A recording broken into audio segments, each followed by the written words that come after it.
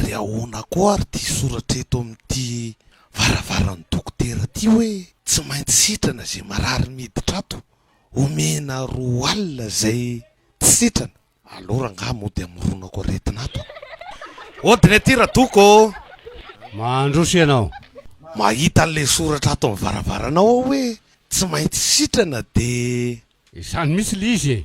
Izany hoe tsy maintsy sitrana zay tsaboko ato amin'ity toerana ity, fa zay sitrana de omeko 2 alina.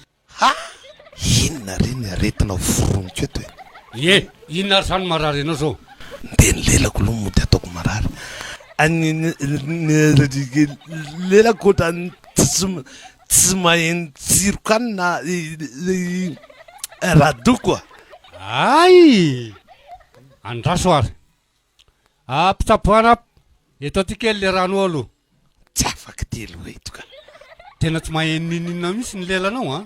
Tena tsy maheno inona mihitsy radoko fa tena ohatra doto be zany mihitsy. De zao ary a. Eto aty aloha le vola 10,000. Zay sara le fanafody aloha. Ito ary le izy. Zao ary a. Sotroy ty rano ty.